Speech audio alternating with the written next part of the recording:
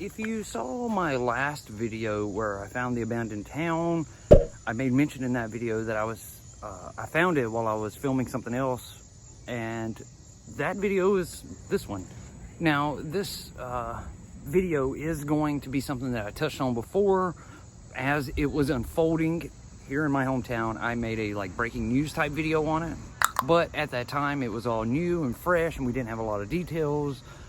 Now that several months have passed, I have those details. So I'm going to tell the story now. For some of you, this video or story might be a little hard to watch because it is involving a young child. The disappearance and the ultimate death of 5-week-old baby CJ Whisnand.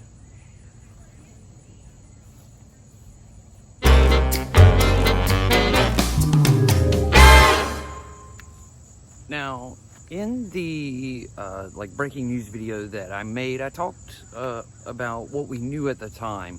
I will link that video up here at the top if you want to go back and see it, but most of the stuff that I talked about in it, I am going to cover in this video. Just this video is going to have a bunch of new information that we didn't know at the time. Pretty much it goes like this. On May the 10th of this year, 2021, 32-year-old Caleb Whisnand went into this Circle K gas station here in Elmore, Alabama, which is only 15 minutes from my home. So, I mean, this whole story hit real close to home for us. He goes into the Circle K and he asked to use their phone. Why he didn't have a cell phone on him at the time, I don't know. He goes in, he asks to use their phone, he calls 911. And he tells the operator that his 5-week-old baby is missing. It was 10:49 p.m. when Caleb made that phone call. So it was real late at night. The police show up here at the gas station and they start trying to investigate. Because of the time, though, it was really too late for them to do anything. All of the stores had closed, and I mean, it really hindered the police's investigation trying to find baby CJ. They send off to the cell phone company to get his cell phone data back, and they do everything they can, but it really wasn't until the very next morning when they could really hit the ground running and do some serious investigating.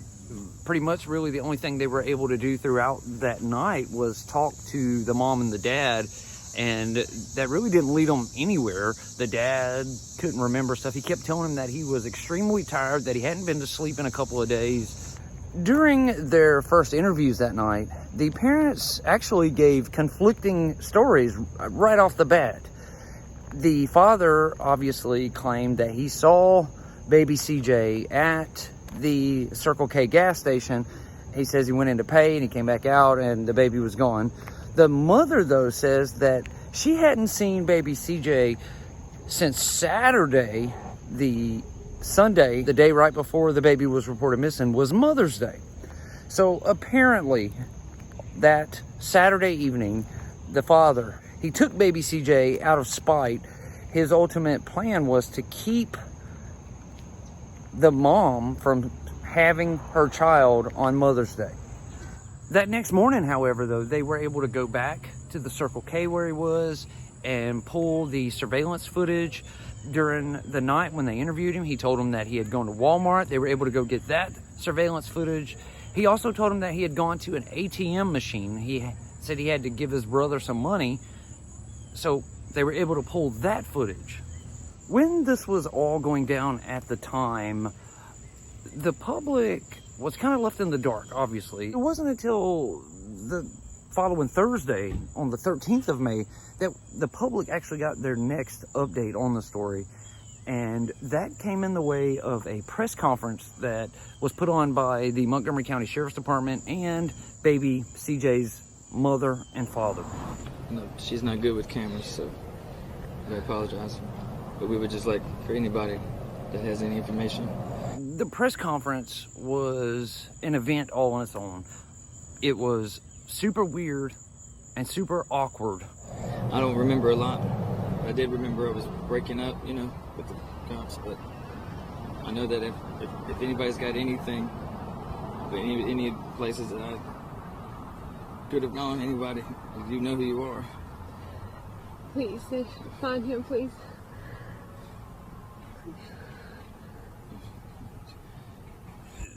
Everyone knew something was going on here.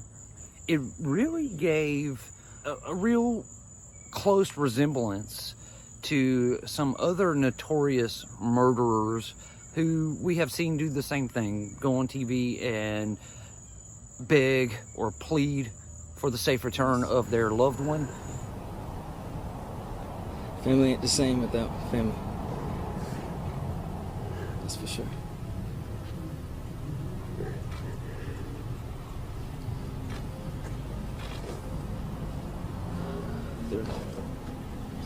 If she's vanished, like, I want her back so bad. I want those kids back so bad. I will do whatever it takes to get you back. Honey, I love you. I want you back so bad.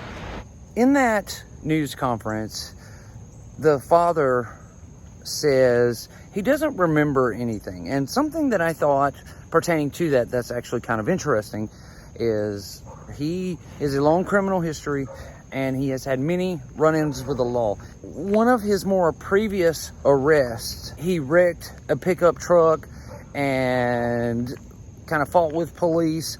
And when they called up to him, he talked to the police officers and told them that he had been up for many days and he blanked out. He couldn't remember anything from the last few days. He didn't even remember crashing his truck. The first thing I thought about when hearing that was this quite possibly could be the same scenario. He stayed up doing meth for multiple days and he doesn't remember what he did to his own child. Not only did the public see the awkwardness in that interview, the police department who were up there standing with him, they saw it too. And as soon as it was over, they all hid right back inside of the sheriff's department building, and the police proceed to sit down with the mother and father again. But this time they put a bunch of pressure on the dad. He kept telling them again that he wanted to go to sleep. He hadn't slept in days. He was so tired. And then they pull out the big guns on him. The sheriffs or investigators who are talking to him, they proceed to confront him with his cell phone data, because they pretty much say everything matches up except for this one period of time. Your cell phone shows you drove all the way out about 45 minutes outside of Montgomery to Lowndes County, Alabama. When they confronted him with it, he then backpedaled and said he went out there to go buy some drugs and that he didn't want to tell them before because he didn't want to get in trouble. Then they confront him with the surveillance camera footage from the Circle K gas station that shows him pulling up to one of the gas pumps before he goes in and asks to use their phone, and he throws away a pacifier, a kid sock, a child baby sock, and an adult t-shirt. The police were able to go and recover those items. The pacifier was a baby's Mickey Mouse pacifier, and the sock was a baby's Disney sock, and the t-shirt was an adult t-shirt, the same size as what Caleb had on, that had some blood stains on it. Once they confronted him with this surveillance camera footage and all of that, the dad finally caves in. He tells the police that earlier in the day, he had sent baby CJ off to his brother's house because he needed to go work on a car. He tells them that after he got finished working on the car, he goes back to pick up the baby, and the baby's unresponsive. So the dad tells him that it was an accident, and when he picked the baby up, the baby was unresponsive, and he panicked. He didn't know what to do. He drove the baby all the way out to Lounsboro, Alabama. Again, a good, I don't know, maybe even an hour away from the Circle K gas station, where he buries little 5-week-old CJ Whisnand in a shallow grave right here off of Infinger Road in Lowndes County, Alabama. once he's told the police this and everything, they gather up all the investigators and the forensic pathologists. They get into their, vehicles along with baby CJ's dad, Caleb, and the baby's mom, Angela, and they drive the 45 minutes to an hour all the way out here where we are right now. I don't know how Caleb, decided on this area. Obviously, to know that he's had to have had some kind of experience out here before, because we are way out in the boonies. You're first on just like a very small 2-lane paved road for a couple of miles, and then it turns into dirt. And then once you get on the dirt road, you go right past the abandoned town that I showed in the last video. You got to drive right through there a few more miles before you even get to the spot where he buried baby CJ. Nevertheless, they all load up and they drive all the way out here. Caleb shows them exactly where he buried his 5-week-old baby. Once the police, confirm, yes, we have found baby CJ. CJ's mom burst into tears. I mean, just a wail, screaming as loud as she could. She can't believe it. Her child is dead. And the reports say that the dad, Caleb, then ran over to CJ's mom, wrapped his arms around her, and yells at the top of his lungs that he's sorry, it was an accident, he's so sorry. And CJ's mom kind of pushes him off. She's obviously, she can't believe it. So Caleb then turns around and tells one of the officers that's standing there next to them to just shoot him and kill him. It was at that point, fearing for Caleb's safety, I guess, that he might try to hurt himself or he might try to run away or whatever. The police then put Caleb in handcuffs and officially arrest him for the death of his 5-week-old child. The forensic pathologist who was out here loading up baby CJ, they managed to unbury him and get him up, and they all load back up in their vehicles and leave the area. They take baby CJ to the Alabama Department of Forensic Sciences in Montgomery, and they take Caleb and Angela back to the police station.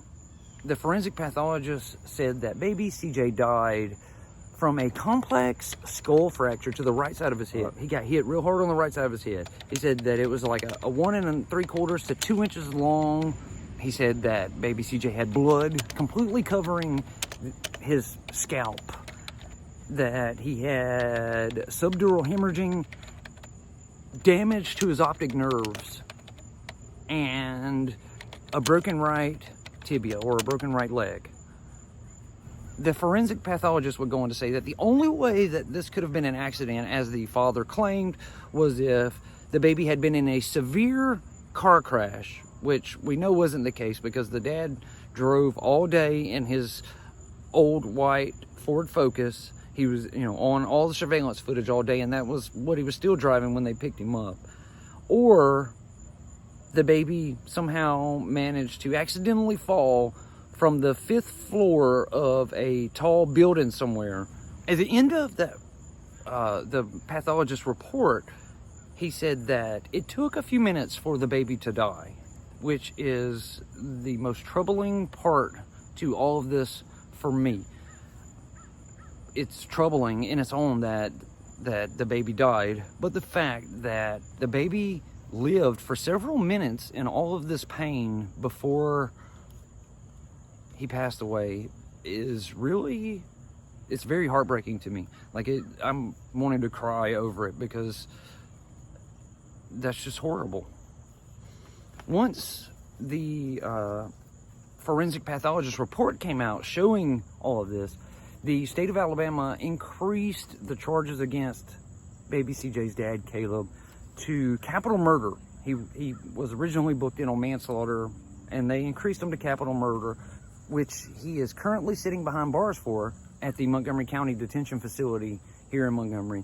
It's only been a few months. Usually trials take a year or more. With COVID, it's more than likely going to be more than a year before he gets to go to trial for it. But I'm really thinking that the fact that he showed them where he had buried baby CJ, which obviously means he's confessed. I really feel like his best bet in this situation is going to be to take a plea deal, but who knows? Now, in that breaking news video that I did, I mentioned in it that this whole situation bears a striking resemblance to a story that I told from Covington, Georgia, on the death of baby Kalia McNabb, who, I mean, the cases are almost identical. Both cases involve a very young baby who either accidentally died or was murdered, and the parents were neglectful and on drugs. Both cases, they reported the babies missing at first, and then come to find out the baby was buried in a shallow grave by the fathers. The actual only difference between the two cases is that in the Kalia McNabb case, the mother was charged as well as the father, where that doesn't seem like that's going to be the situation here. It seems like it's only the father is going to get charged with it, but it's still very early into all this. The mom could still be charged. That is going to do it for this story today on the just tragic death of 5-week-old CJ Whisnand. I want to thank you all so much for watching. I really appreciate it. If you're new here, go down, hit that subscribe button, then hit that notification bell so you get notified every time I upload a video. If you want to help support the channel, there's links in the description box below for that. Thank you all. I will see you again tomorrow. Please stay safe and stay healthy. Much love to you all.